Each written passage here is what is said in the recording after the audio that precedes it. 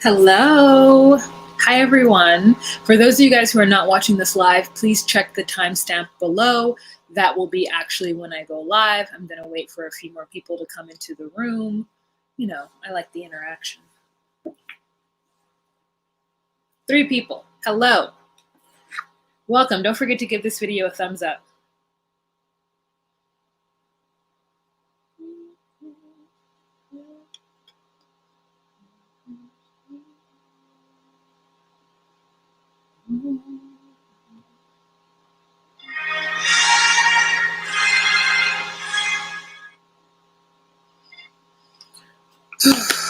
Ten people in the room. Hello, 10 people.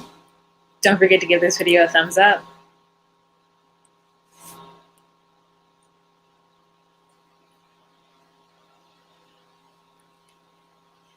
Hi, Brenda B. Hi, Empress. Hello. I didn't see you in my last one. Hi, India. Not long time since I've seen your name, India. Yeah, it's been a minute. If you guys are into sparkling water, I recommend La Croix Guava. Delicious. Hard to know. Hey, girl, hey. Hi, Mickey. Brenda, if you are Monique, which, let's see, I got the tip from, obviously your name is Brenda, but let me look. I got the tip from Monique and Annie today.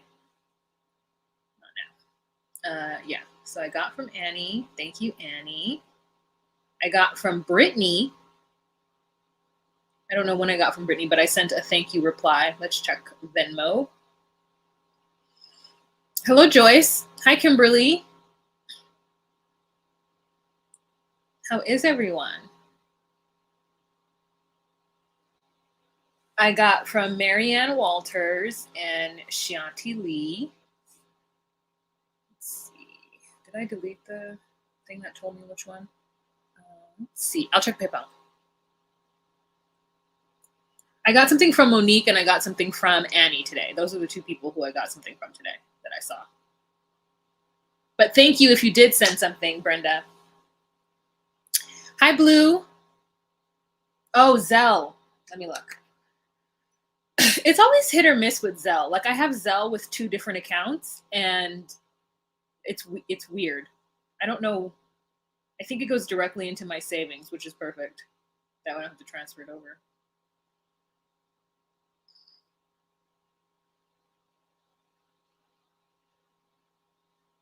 Not in this account.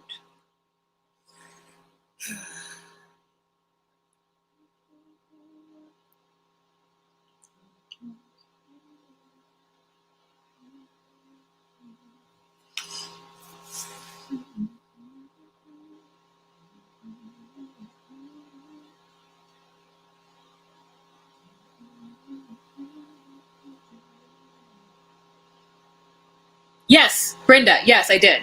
Thank you so much.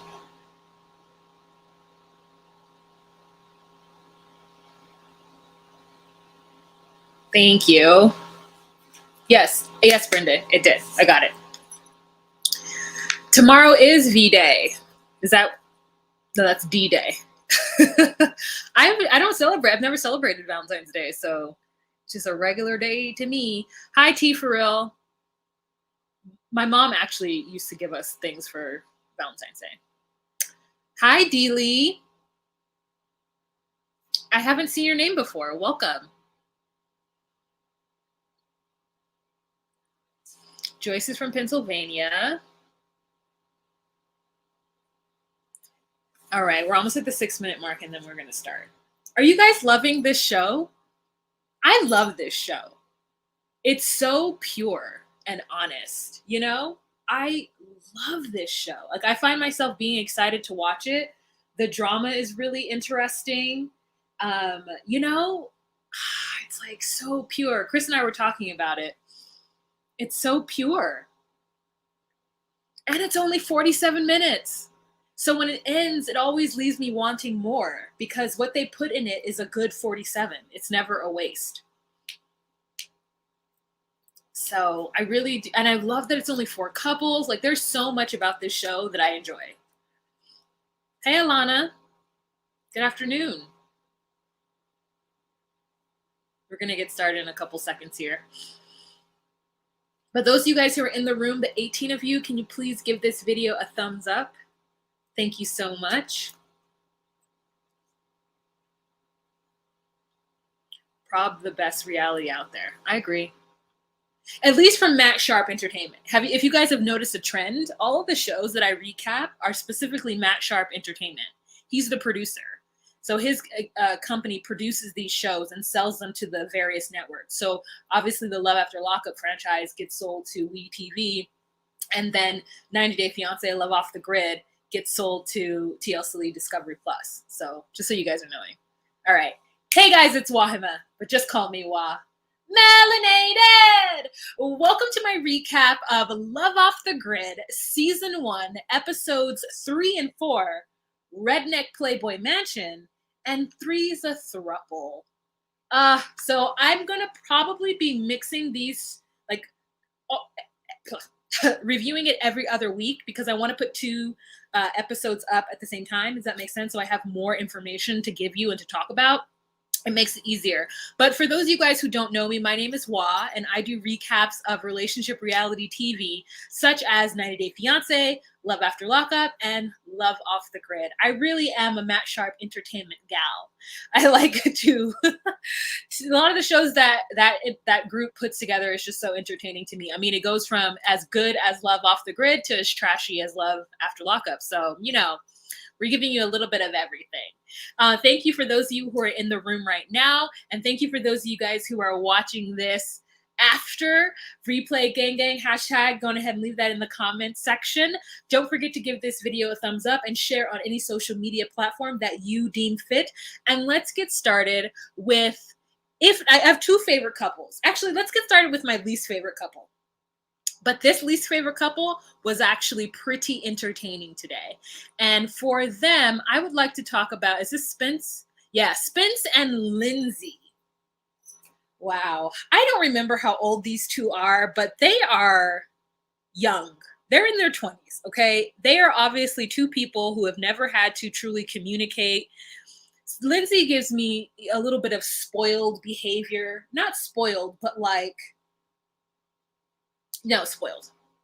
But not in a like my parents have spoiled me, but in a way of like, well, things just go my way. People just give me what I want. So I'm just gonna be annoying until I get it. Like that kind of thing. Whereas like, girl, if you know you are not happy, love be damned. Go where you're happy. Because you don't want to be in love with somebody in a circumstance that doesn't make you happy. That just doesn't make any sense. Huh. Okay, so we've got Lindsay and Spence. They are at Colorado Junction out in, I guess, Colorado, girl. But it looks like a desert to me. So maybe Colorado has a mixture of terrains that I'm not aware of. I think of Colorado, I think of city and mountains. Like I don't think of desert. And Lindsay, in the first episode, they're doing fishing. They're doing fishing. I'm so ridiculous. Like I don't watch Alone. Do you guys watch Alone on the History Channel? If you're ever bored one day and you want to binge watch a show, watching people do some shit that you will never be able to do in your entire life, watch Alone. Alone is a show about survivalists, usually 10, who get put in isolated areas in rough terrain. Like usually they do Vancouver Islands, like in Vancouver, BC. And they are put in like 10 different spots on and around Vancouver Island that are isolated from each other. They're only 5 miles from each other, but the way the terrain works, they'll never actually run into each other. And it's like a survivalist show. You get like 10 items and like, you just have to survive in this harsh wilderness. And it's like the last man standing, girl. And then to watch these people like make a boat out of like chopped trees, like, anyways, this show kind of reminds me of people who are into that lifestyle, who want to like live off the grid. And as somebody reminded me last episode, living off the grid literally means living off of the electrical grid. So these people don't have electricity, which means that they're not on that kind of grid.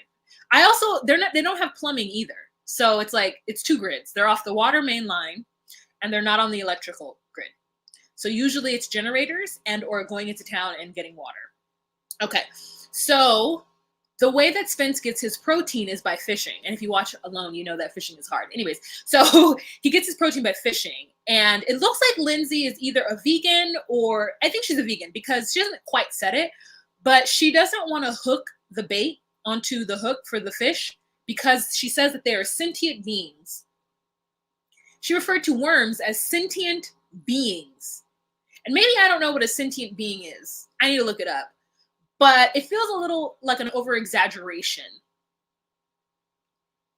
It feels a little like an over-exaggeration of what the term sentient would mean. Oh my gosh, Marie, hello. Welcome to my live. How are you? How are you? So, didn't Netflix have an off-the-grid doc? I don't know. They might have. They might have. But if it doesn't involve love, like, I don't care. Or like, I mean, that's not true because I watch Alone. So maybe I'll check it out. Thanks for Amsterdam. Okay, so she doesn't like to hurt animals, Lindsay, and fishing is boring for her. And I think it is. Like I feel like fishing is one of those activities that people do alone because they get to like chill and sit with their thoughts, or they do it with like one person and they drink beers and they have a good time together. But it is like in itself is a lot of just like waiting, you know, waiting for the fish to come. And so they're there with their 5 dogs, and Spence cannot catch a darn thing. And so he's kind of frustrated that he's not able to catch anything, but he does like the fact that Lindsay has stepped out of her comfort zone and gone with him to the fishing hole to, you know, get food. But he ends up having to stop it because the dogs are distracting him and he can't get anything done. So he's like, okay, well, I appreciate her coming. However, it's time for us to go because she got to go. I can't get my work done with her here. And so that's all I remember from their the first part of the Redneck Mansion episode is just them fishing and her being like, and like squeaming and screaming and running around and like just being annoying, frankly, just like being like real Lindsay annoying. She's an annoying person. And I don't know why they got back together. I'm just going to be real with you. Because if you remember, their storyline is that they broke up because they were having a hard time cohabitating like in Colorado Junction on his 40-acre land. And they just broke up for a month and could not live without each other. And so now they're back together. So in this episode, Three's a Thruple, her friend Lauren comes to visit. And she's so excited because Lindsay is a social person. She requires, like, she's an extrovert, 110,000%. And Spence is an introvert. He prefers to not be around people. And Lindsay is like, I need my friends. Like, I need people. I need social interaction to, like, revitalize myself because otherwise I'm just bored and I'm out here and I don't get it. So her friend Lauren comes, and Lauren is a friend that she's known forever. Lauren is her ABC. You know what I'm saying? Lauren is her day one. Okay? Lauren is her ace boon coon. Okay? That's her friend. Okay? They've known each other since kindergarten. They were roommates in college, and their relationship has survived, which tells me how deep their relationship in that water runs. Okay? Because, girl, you can survive living with your best friend during college. Y'all are good friends. I'm just going to say that. I don't think I could live with anybody and survive it. Because she needs to live by herself. 100%. Where are my notes? I lost them. Sorry. Okay. So, let me take a picture. Let me show you what Lauren looks like.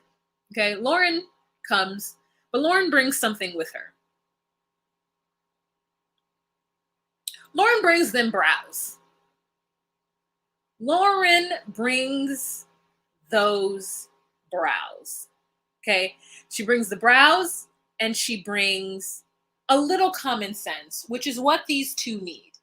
They need a voice of reason. Lindsay needs somebody who is on her side to tell her the hard truth. And the hard truth is, girl, get your ass out of this situation. You don't need to be here, okay? That is the hard, earnest truth. Lindsay doesn't need to be there. So she When Lauren gets out of the truck, she's so excited that she's like, oh my God, Lauren, look at my dogs. This is Jojo. This is Voodoo. This is Mika, Maya, and Lindsay. You know what I'm saying? Doa deer, female deer. She just like the Von Trapp children, just names off her dogs. And then Lauren's like, well, who's this? And Spence is like, hi, my name is Spence. And I said, Spence, get out of this relationship. If your girlfriend, when she meets her best friend, who she hasn't seen in quite a while, and her first reaction isn't to introduce you to her, but her first reaction is to introduce her dogs, it's time to go. It's time to go. It is time to go. Hi, Sherry. Welcome to the room. It's time to go. So Lauren gets the tour and they see this inside of the tiny home. She's very open. She wants like to show Spence support. And Lindsay's making little cutting remarks here and there. But I'm like, okay, she's just like trying to like say the obvious thing first before Lauren says it. And then Lauren asks about how they get their water. And so Spence says, yeah, so I go into town once a week and get 500 gallons of water. And I said, 500 gallons? And so she's like, oh, so the water that's in your sink, the water that's in your shower is all. And he's like, yeah, that's what I go do. That's what I go do. And so Lindsay is showing her in her hiking sandals. Can someone talk to me about these sandals that Lindsay is wearing? Why do so many people have them? What is the benefit of these sandals? If you guys notice them, there are these sandals that many of, I don't know, if you know what sandals I'm talking about, please, you guys just tell me what is it. Are they comfortable? How do you be in the desert dirt with your toes exposed and feel comfortable? How do you be roaming around? Feet first, feet out in the dusty air.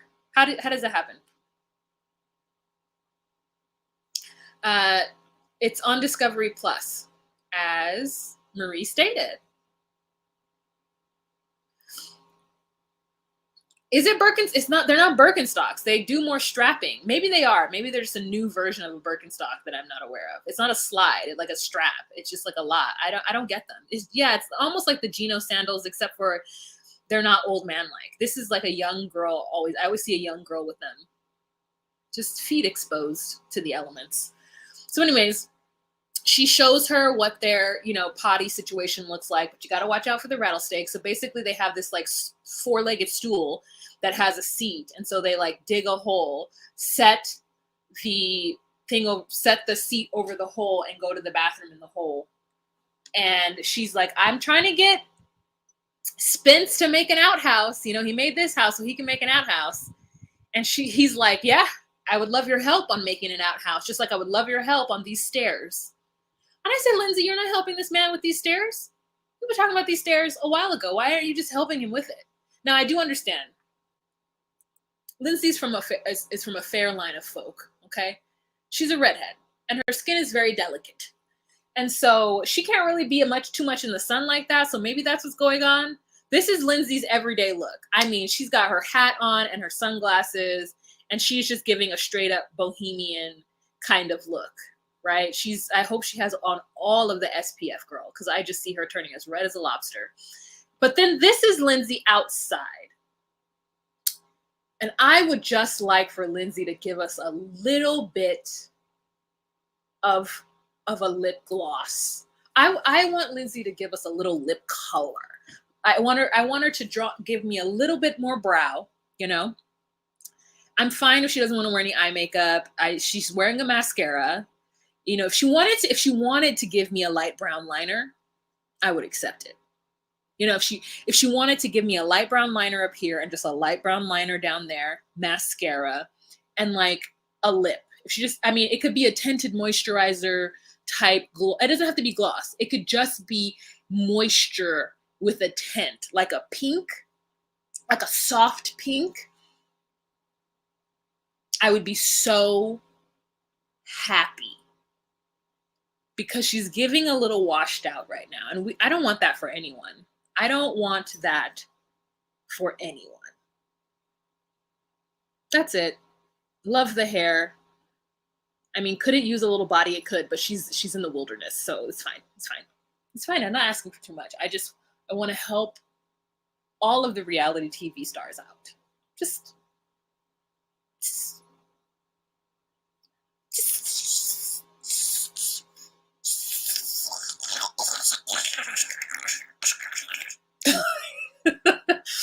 just a little. Mickey says, I think one of the perks of Off the Grid is not wearing any makeup. Kinda think an off the grid guy might prefer you natural. Hey. I'm not, listen. We have two off the grid women who wear makeup, but also they are on TV. You're on TV. You're on TV. That's all I'm saying. You're on TV. Okay. Okay, so she's tilling the soil with some compost with her homegirl, talking about she would love if, like, every other weekend or every weekend, a new friend could come out to the boonies and help her till soil so that she can get some kind of social interaction, because Spence hates it. But Lauren is like, yeah, I don't think anyone's going to come out here like that with you. I don't think that's going to happen. Also, you need to talk to Spence about this. You need to explain to him, because while y'all may love each other, that doesn't mean that this is meant to be. And she's like, you're right. I guess you're right. And I'm just like, no, Lauren is absolutely right. She feels just super complete as a dog mom as well. Like, Spence talks about them having kids, and she's like, I don't know if that's for me. I'm just like really happy being a dog mom. And I said, okay, at this point, can y'all just like go your separate ways, and you need to come back when you're ready and when he's built certain things for you? Because the truth is that Spence didn't truly think about her. He didn't think about another person coming up there staying with him, because he would have built an outhouse. Listen, I watch and read all of Outlander, okay? Listen, I'm here for the guy, Diana Gabaldon Outlander with James, Malcolm Alexander, Fraser, Mackenzie Fraser. Like, I'm here for Jamie Fraser. I'm here for Claire Beecham. You know what I'm saying? Randall. And when they moved to the frontier, Jamie built everything for Claire. So to me, if we are moving off the grid, you need to build some stuff for me. I will help you, because Claire did help, you know, when she could. She's like the medicine woman. She's a surgeon. Okay, she time traveled for him. She left her daughter for him. Okay, so I mean, if y'all are not watching or reading Outlander, I highly recommend it. James Alexander Malcolm Mackenzie Fraser is the love of my life. He's my redheaded Scottish man. No one knows what I'm talking about. It's okay. Let's keep moving. So anyways, what I'm saying is that Jamie built Claire an outhouse. And so I think that any man worth his spit needs to build his girl an outhouse. There's that. So Spence leaves to go get water. And when he comes back, Lindsay has another dog. So now they have 6 dogs. And Spence is very annoyed because he just finished spending X amount of dollars for water because she takes showers. Apparently Lindsay's there just using up all the water, being clean. And she's like, I need to take showers. Like, it's a health condition. I will overheat. I require to take a shower once a day. And he's just like, okay, but then you go and bring another mouth to feed. And then Lindsay's like, well, if you cannot afford to feed this dog, how are you going to afford a kid? And he's like, what? That is not the same thing. She's really coming at him. She's like, if I have to be on this mountain alone, then I need friends, okay? And these dogs are my friends, and I need them. So I will continue to get dogs. And they have this huge fight after she spills what he claims is $5 worth of water, because he's trying to show her how to use the water system so that, you know, she could manage it maybe sometimes. And this argument was so cringy, but absolutely necessary. She's basically like, look, how many dogs are you going to get? before you can feel complete. And she's like, well, you trapped me on this mountain. And I said, that is not true, Lindsay. You are not trapped here. In her mind, is she like, well, if you would just move down the mountain, this wouldn't be a problem. But I'm like, Lindsay, you found him on the mountain. Like, he didn't come down and like snatch you up by your hair and drag you up. Like, y'all matched on Tinder randomly, and you chose to come up here. And he's doing his best for you. Maybe he's not moving fast enough, but then maybe you need to help him build the things that he needs to build. Like the stairs and the outhouse. But bringing another dog in that drinks water like a buffalo and requires food is not necessarily the way that that's going to help the situation. And I actually feel quite sad for Spence in this moment because they don't need to be together. I'm glad that they love each other, and I'm happy for that love. But she can't keep holding his choice / her choice to move on the mountain against him. So it just feels very toxic to me. And I know she's not meaning to be toxic, but she is, because she's not happy and she just needs to do what she needs to do. You could still love somebody, but let them go. And that is the cold hard truth. And that's why I say, like, they're too young to do this, because a lot of truth needs to happen and they're not having any truth. Okay, spent a long time talking about them. Let's move on to my second least favorite couple. All right, so we're going to talk now about Angela and Josh. So here's a picture of Angela. She's on the left. She's the long-haired lady with the little eyebrows without a man. And then here's Josh. So Angela, as we remember, is like 57 years old and Josh is 27. There's a 30-year age difference. They met in Los Angeles when she was, I don't know, a couple years ago, and she was like, woo, hey, hottie. Hey, Jason Momoa lookalike, get in my car. And, she took care of him the 3 days that they stayed together and was looking all hot and sexy. And they wake up naked in bed together, and Angela is pissed off because the night before, she went to go do something like with the water, and she comes back and he is fast asleep. Okay, listen, I feel like heat exhaustion. She left and he fell asleep. He wasn't ready to perform. And she feels like he's not attracted to her, and she's insecure because she's gained weight. And so she's just pissed. It feels like rejection to her, and she's not into it, which I get. But at the same time, no, she's right. I would be mad too. We spent all this time, all this day, he's naked, he's in the shower, he's teasing her. He's naked right here in this picture. And she gets back and she tries to wake him up and he doesn't get up. She's hurt and humiliated. And I understand that. Then they have a scene where they're working around the property and a rattlesnake is found, and she says, we got to kill the rattlesnake. That's the rule of the desert. You see a rattlesnake, you kill it. You don't let it go about the place. And then you have to bury it so the dogs don't eat it and die because it's still poisonous. And I said, oh, what a rough and tumble life. Not in the desert, I could not be. I could not be in the desert. Let me do my Yoda, because I could not do that.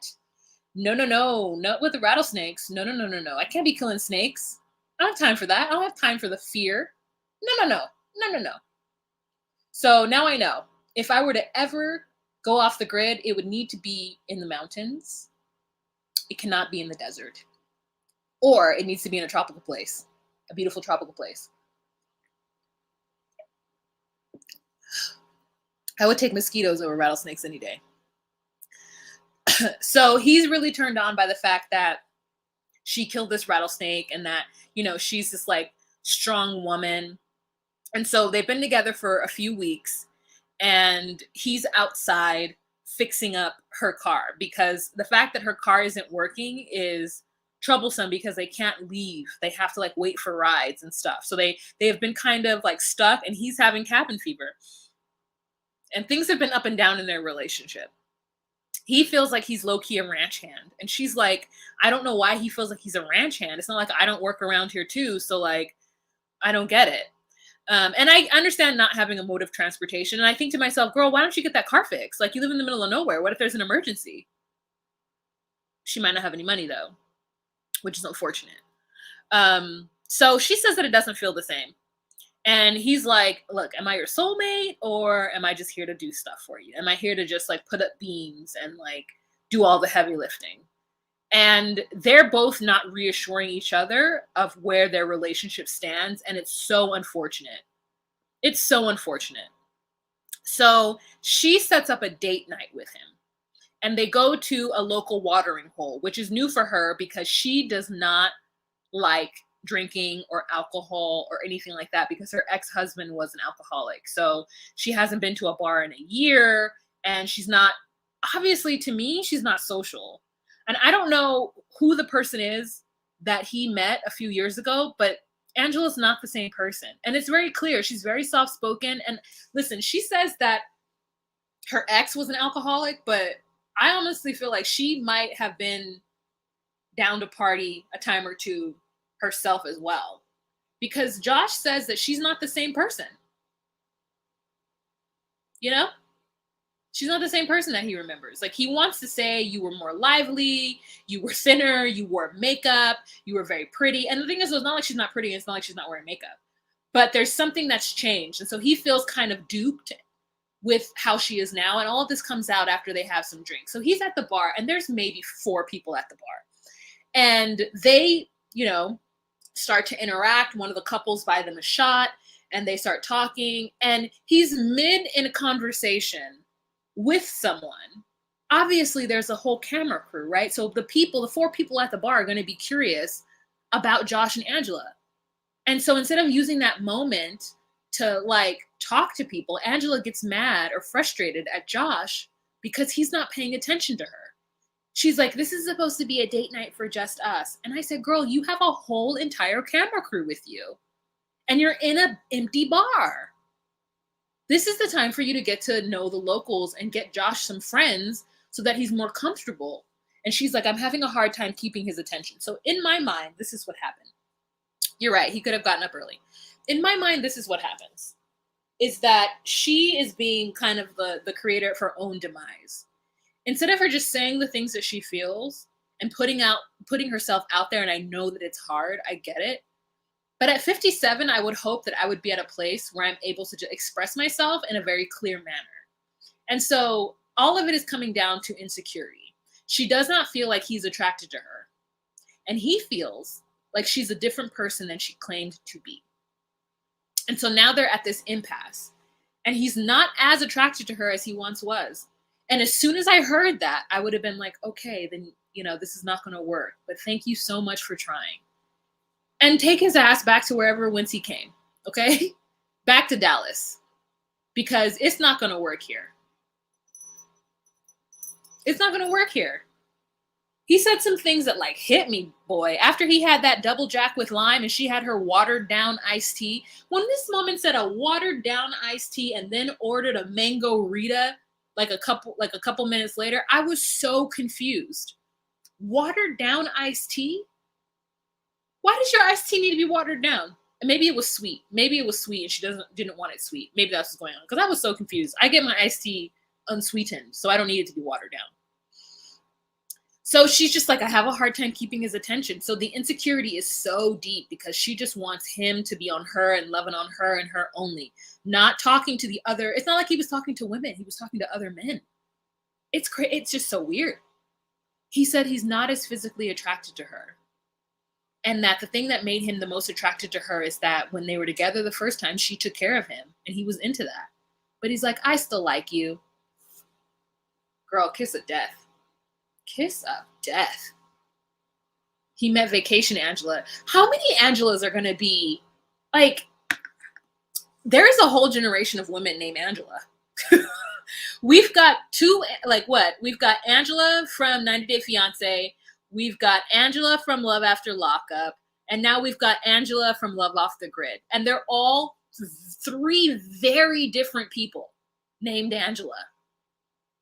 Very different. We got Tony, dude. That Angela. And we've got Michael. That Angela. And now we've got, I don't think Josh likes me.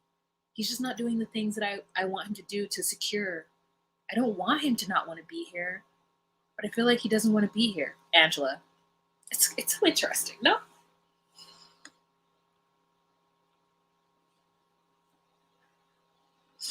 I would rather be disliked and desired. Exactly. The fact that she doesn't allow him to have social experiences and she realizes he feels trapped off the grid is unfortunate. Yep. Tony, dude. You know, this Angela, she got her tooth fixed. I saw like a update of her, and her and Tony are broken up. I saw an update of her, and I kept looking at her, and I was like, why does she look different? I couldn't tell. And then I did a flashback of her.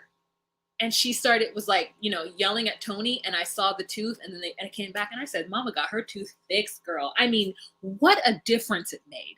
She took that love after lockup money and got her teeth fixed. And I said, hallelujah, praise the Lord. Good for you, Mama. Good for you. It's Angela across every franchise. It sure is. So anyways, that's them, girl. Could you imagine a man saying that, not as physically attracted? Oh, Lord. No, I'm out. Okay. My second favorite couple. Let's talk about Maisha and Joe. Okay, let's talk about Maisha and Daddy, girl.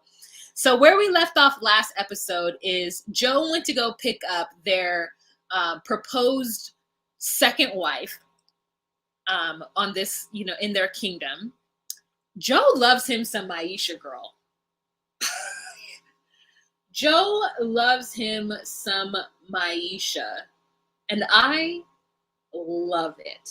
Okay, Maisha says that I'm the queen, he is the king, and everybody else is just second fiddle. Okay, so Mia is the third to help build their empire. Okay, their homestead. So she comes out from wherever she's at, not Mia, but Maisha. And she's like, ooh, you smell good. You smell like outside, Daddy. It's like, oh God, this game's too intimate for me. I feel like I'm peeking into a world I shouldn't be looking at. And he's really excited to have this sustainable lifestyle, and so is she. So they're putting up walls of their like home. And then he's trying to distract her from the bugs and her general annoyance at being outside, having to do stuff in the heat, by being like, I got something for you, baby. I picked out some colors for the kitchen, okay? I know you like purple and I know you like green, so I'm gonna have a purple and green kitchen.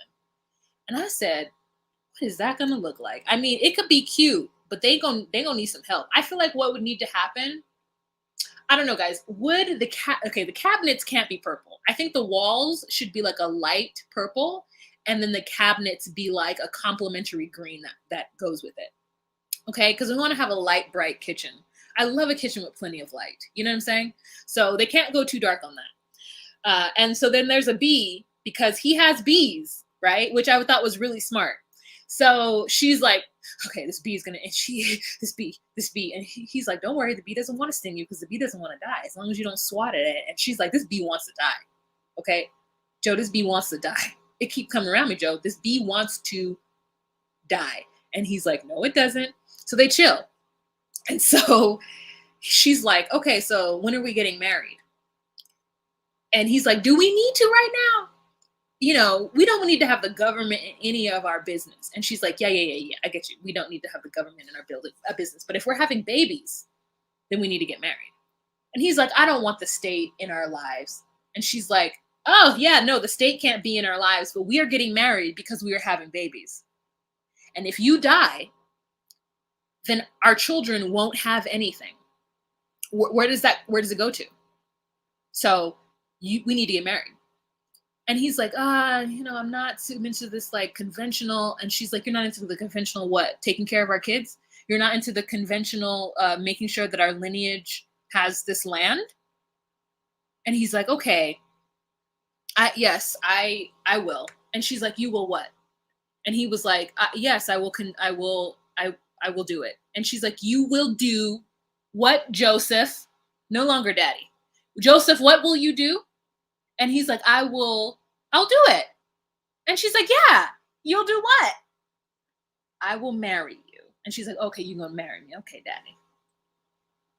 And I said, girl, you better fight for what you want. I feel you. I feel you, because she's not wrong. She is not wrong.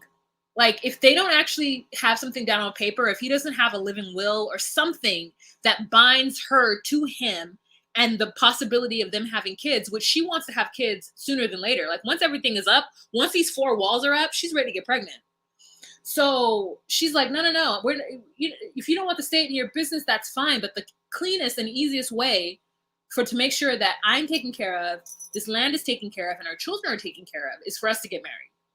Also, she's trying to stake her dominance in this situation. Like, first of all, you can have as many women as you want to. Okay, I love a good wife. I love a good sister wife, but I'm number one.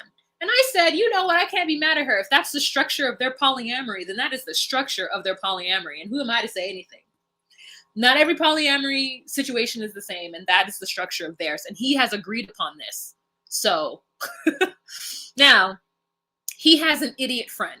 This idiot friend, don't know the name, but the idiot friend is the reason why the name of the episode is called Redneck Playboy Mansion, because this idiot friend is helping him with his bees.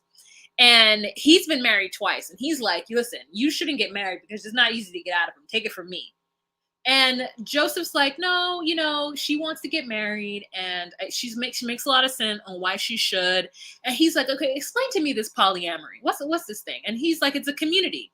It's a community to have support for each other. Basically, it's like we're going to build this homestead, and the more hands that we have in the pot, the easier it is to create this world that I would love to create. Many hands make light work is specifically what he says. And he also says that Maisha has made a lot of sacrifices for him. And so if she's done the things that she's done, which is made the choice to live off grid with him and then to actually help him build everything, then the least he could do is marry her. And I said, Joe, I knew I liked you because he loves him some Maisha. So so the friend is like, oh, well, I don't know, but I guess it's a good situation. And I said, put your shirt on, sir, and leave us alone. We don't need to see any of this. We didn't ask for it. We don't want it. So put your shirt on, help him with his bees, and get out of here. So Joe goes and picks up Mia. And listen, I'm going to be honest. Based on her voice, I thought Mia was white. Mia gets out of the car, girl, and this is just a confused Black child. Now, I don't know how old Mia is, but she acts very young. Or at least tonally, she behaves very young, which is fine. But that necklace to me was an indicator, and I wasn't here for it. I was like, oh no, you're too young. I mean, you're too young for me. And I'm not saying that I'm in the situation, but I would like to think like, I like to put myself in Maisha's position. And if I were Maisha, how would I feel and what would I do? So part of their vision is to have bees, cows, and goats. Now, they have a conversation once they show Maisha the inside of the home. Obviously, it has no walls, but they're just, inside of the home, talking about the view, talking about the kitchen. And she's like, can we name the cows? And Maisha's like, no, we can't name them because we're going to eat them or we're going to sell them or do whatever. And it's like, it's not a good fit. And so she's like, oh, I wanted to name one Mulisha. And I was like, oh, that's cute. Or Mulissa. I was like, oh, that's cute. And then, Maisha makes up a name too, like Mushu, which I was like, okay, give us a reference. I love a good reference. And so then they ask a question, which I was confused about. And the question was, are you a top or a bottom? And Mia says that she's a bottom. And Maisha says that she's a bottom. And I said, what are you guys talking about? Because when I think of being a bottom or a top, I think of two men. Okay, what y'all talking about? Mia thinks that Joe is a hunk and a stud. Okay. A manly man. Okay. There is something obviously that Joe gives off that doesn't come through the camera. Now, I'm not saying Joe is like unwanted. I just don't feel whatever. You know what I'm saying? I trust their love for each other and that's it. But it's just, he's got a lot like this. You know what I'm saying? He's giving me Mountain Man. Yeah, a little bit.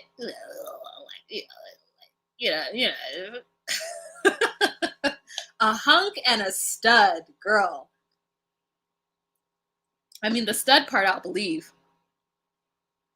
Manly man, okay. So their next thing is that they have to de-goat the worms. Sorry, they have to deworm the goats. So they get goats. Goats obviously smell, which I knew. That's why I can't be on a farm, girl. I can't be around bad smells. It's not for me. So They have it.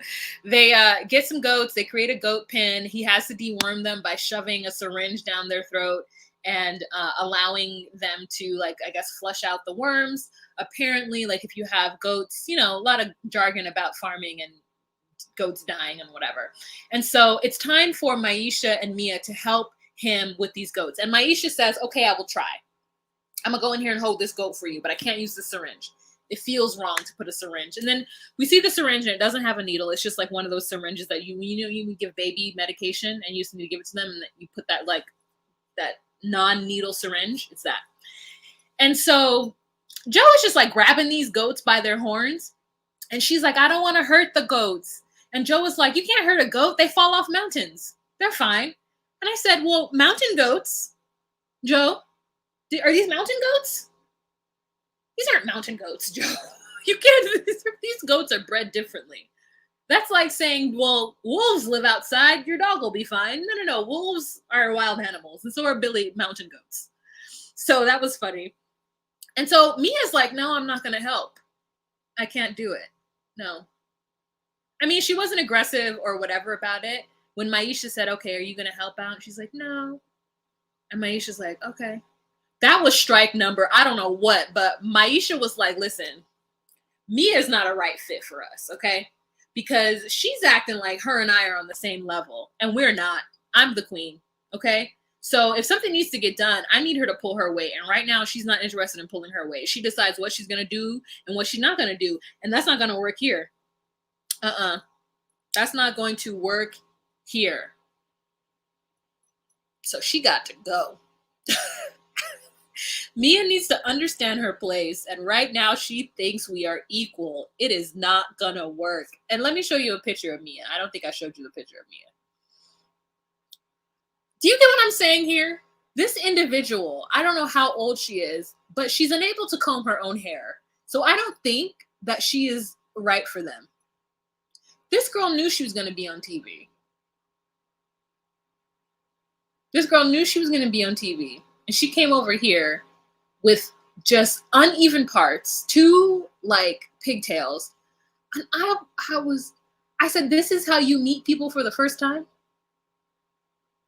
She's like, I've got so much love to give, and I don't know like whether I should give it to Maisha or Joe. I don't want either of them to feel like I'm ignoring them, and I just don't know where I fit in yet, but I'm working on figuring that out.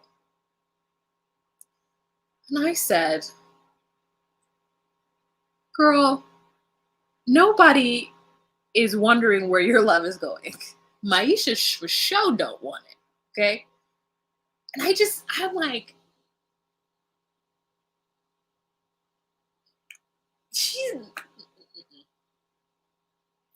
Did you guys notice that Maisha's nails were still done?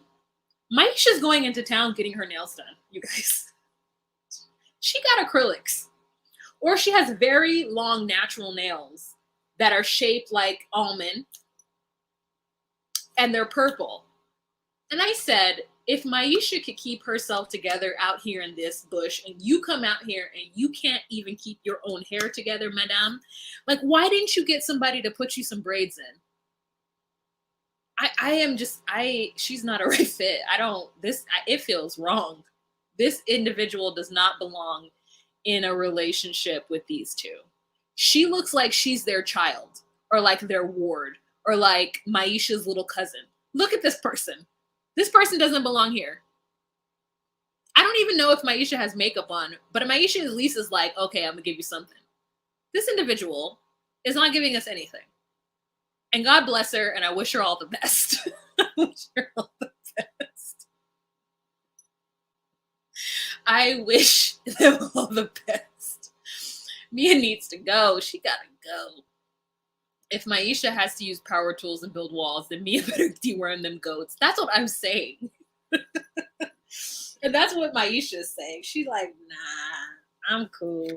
And then he's like, oh, it doesn't matter what they look like. It's about what's on the inside. And Maisha like, you better speak for yourself. She better be fine. I'm not dealing with this. And I said, if you think that she better be fine, then what are you seeing in Mia?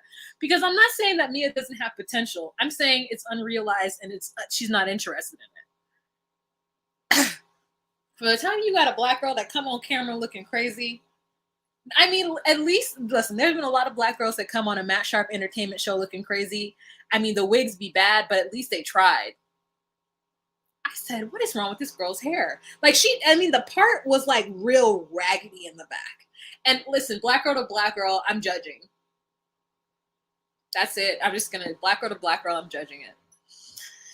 So, anyways, that's the end of their segment. And then the last couple, my absolute favorite couple, Jen and Charlie, child. Jen and Charlie. So, it's been 1 week. They're already pooping indoors together. There's a spider in the shower, and then they need to go fix the spring. So, Charlie says that the spring is 900 to 1,000 foot walk. And I said, what in the hell does that mean? What is 900 feet? But it's like, it's, under the mountain and through the valley, these 900 feet. It's not a straight shot. It's like up, left, a hornet's nest of yellow jackets, which might be two different types of bees, but, through the valley, down, around, and then you come upon this tank. And so you get to the tank and he looks inside of it, and the water that's normally in there is not in there. So he's like, okay, there must be some dirt or some gravel. He has to show Jen how to do it because there might be a time where he's not here and she needs to go up and do it. So he takes her up very lovingly and caringly, and they get there, and he's like, the spring is dry. And so he's panicking because this is how he gets his water. And he says this is how a lot of people on the mountain get their water. So they got the whole irrigation system going on. So unlike Spence, they don't got to drive into town and buy 500 gallons worth of water. They take it from the natural elements around them, which is why I say, even though the mountain has bears, I could live in the mountain more so in the desert. So he does some digging, and then all of a sudden the spring is alive again, and he's very happy and relieved. And so there's that segment. So next time, Jen has been on the mountain several weeks, okay? And so he does a manly ass perimeter check before they get into the bed and go to sleep, because she's real nervous. She's like, I can't sleep by that door. She's getting used to the bugs. She's getting her mountain-ness on. He goes outside with no shirt on to do a perimeter check, and I said, that's a manly ass perimeter check. And I love it. So they're asleep, and there is wildlife on the property. She hears a bear. She tries to get him to get up, and he's like, huh, what? The bear? Hey, bear. Hey, bear. Brr, bear. And goes outside, and she's like, no, don't go outside. He's like, well, I mean, either you want me to get the bear to go away, or no, I'm just going to shoot the pistol at it. And so she's like so scared for her man. And I was like, this is so cute. So then his sister comes to help her learn how to shoot a pistol. He goes off, the sister comes, and it is like they are such good friends. I mean, I love the fact that Jen fits right in with their family. I love it, because normally we watch these shows and there's always familial friction, and I hate that. But I love in this instance that there isn't any of that, so that we really get to focus on Charlie and Jen's love for each other. So she's saying that she's loving Charlie more and more, but she needs her boys to be able to come up there. And I think the main reason why the boys can't be there is because Charlie doesn't have a space for them. So my thought is she not asking him to build a bigger cabin? Perhaps, a cabin with a main space and 3 bedrooms. That would take a long time to build, but if it were my comfort, I would be like, hey, let's hire some people to help build a cabin. Because this one shack situation is not going to work for my boys. And so she feels this push and pull, which Charlie truly doesn't understand, because he makes some comments that I think that Jen was really patient with him with the comments that he made. So after she has the shooting with the sister, it goes well. She shoots the firearm, and girl, I had low-key PTSD, because the last time I shot a gun, it reverberated through my whole entire body. And so I was stressed in my shoulders afterwards because of holding the gun and being kind of scared at the same time. So they get up in the morning to have what is called a bounce call. And so basically it's, I guess, a time of the day when they can actually get some kind of cell service. So they're walking around holding hands, and they get some cell service. And so she calls her son, and then she tries to speak to her other son, Tyrion Lannister. And because they named that child Tyrion after Tyrion Lannister. And so she is really feeling like she's kind of letting her boys down, that she's made this choice, a kind of selfish choice for herself, to have this one more chance with Charlie. And It's sad. She's sad because she can't communicate with him as much. I wonder if the big house has a landline. Like, does the mom not have a landline? And also, what if there's an emergency? What do they do? Not to say that talking to her boys is an emergency, but maybe there has to be some kind of emergency, like whatever phone call they could possibly make. But she's worried about her son. And she says that he says that there's a lot of hard decisions a young man has to make, especially with his mama and separating himself. And so he's trying to make it seem like Tyrion needs to just kind of grow up and learn that his mother is gone and that he needs to like man up as a preteen. And she's like, maybe it's because he doesn't have kids that he doesn't understand what I'm talking about. But my son is at a pivotal point in his life and I've left him. And they can't come up here because there's no space for them up here. And so, yes, I'm giving our love a chance, but you cannot go over there. And he's like, no, I can't leave my mom. And I love this mountain, but I love Jen. And I feel bad that I wasted so many years not being with her because I was too dumb and didn't want commitment. And if he can go back, he would change all that. And it makes him cry. And he goes into the house, like after she's frustrated about not being able to like talk to her sons, and tells the camera to go off, but his mic is still hot. He goes into the cabin and he's like, I just told them that, X, Y, and Z. And she goes to, I just felt like it was so nice to like have him like really just say how he feels about Jen. This is their second chance. I think that the remedy is just to build more space for her boys to come up and her to travel back and forth until then. But I do see what she's saying. She can't abandon her son for Charlie. And Charlie's like, it's like old Yeller. He had to put his dog down. And I'm like, what analysis or analogy? Is that the word? What are you trying to say? He's 12.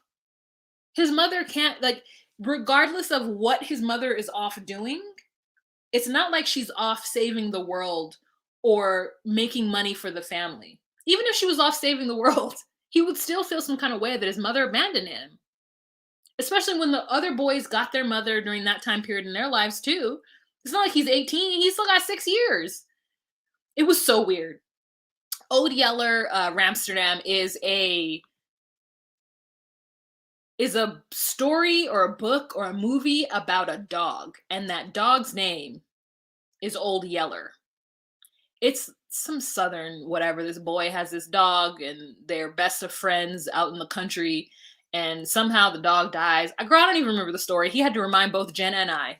The dog gets sick, and so the boy has to put the dog down by like shooting it. I don't even know what he was talking about. Quasi says you can walk 1,000 feet in 4 minutes. Oh. So I don't know. 1,000 feet sounds a lot. Well, maybe if a foot is only this big, 1,000 of them? Yeah. Yeah, you're right.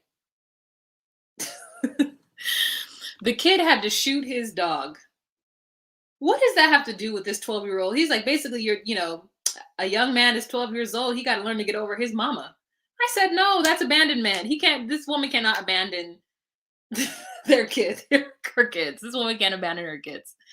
And she's so patient with him because had that been me, I would have been like, the hell is you talking about? Why do you think my 12-year-old needs to just like grow up and move on from me? Like, it's perfectly okay that I've decided to just leave my 4 children behind. It's not okay. What are you talking about?